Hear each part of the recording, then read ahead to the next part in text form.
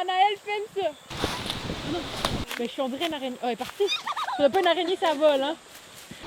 Claire? Oui, merci, c'est parfait. Ça fait plaisir.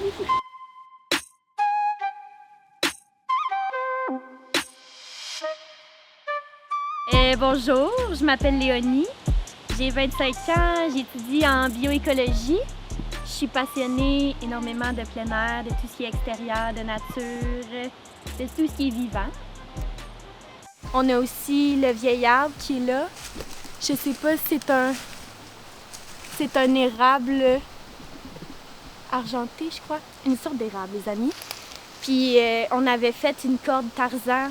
On avait planté des clous parce qu'on était jeunes et idiots dans l'arbre pour monter dedans. Puis aujourd'hui, l'arbre, il y a encore des cicatrices des clous, là, il y en a encore dedans. Puis on montait dans l'espèce de Y, puis on se balançait. Là aussi, je pense que mon frère, il s'est cassé une cheville. On apprend, you live and you learn, comme on dit.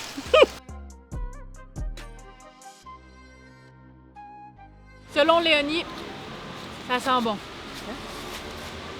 C'est le baptême. Oui, ça fait une épice. Une épice de Ça cuisine. fait la cardamome. Si tu compares un chien à un loup, quand il va se déplacer, il va d'un point A au point B, il s'arrête pas, il sniffe pas, tandis qu'un chien, ça sniffe tout. Ça veut tout sniffer, c'est ce qui différencie, une des caractéristiques qui les différencie. Fait que quand on promène nos chiens en forêt, en laisse, je trouve que ça les prive énormément d'un sens qui leur est très important. Ça, c'est mon loup à moi.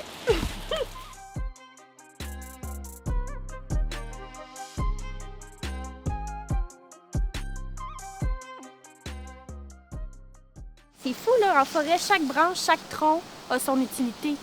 C'est un écosystème qui donne et qui se redonne. Fait que quand l'humain vient toucher là-dedans, ça brise tout l'équilibre. On souhaite pas ça à personne. Fait que les pics-bois sont vraiment importants dans la nature parce qu'ils font comme préparer le terrain pour d'autres espèces. Fait que là, ils font les petits trous, ils s'en vont, puis après, il y a plein d'espèces qui viennent habiter ça.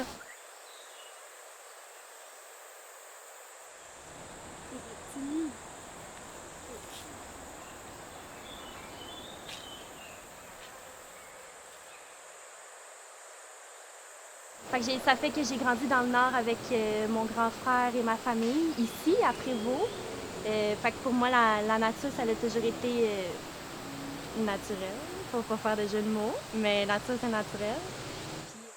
Puis, bien intéressant pour le monde. C'est qui comment c'est doux? Ouais. On dirait des pinceaux. Elle a les mains pleines, hein, Sylvie? Toucher le pinceau. On dirait que j'ai connu. Ouais. Oui, c'est vrai. C'est comme, c'est pas des aiguilles dures, c'est beau des pins puis ça sent bon. Ça fait de la belle cocotte. J'ai un petit penchant pour tout ce qui est plantes, verdure, la végétation. C'est vraiment ça qui me rejoint le plus. Je trouve ça magnifique et très impressionnant.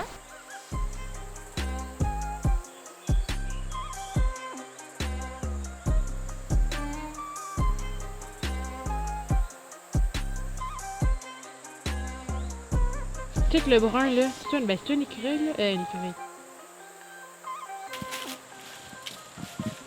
Un pot. Avec la voiturière.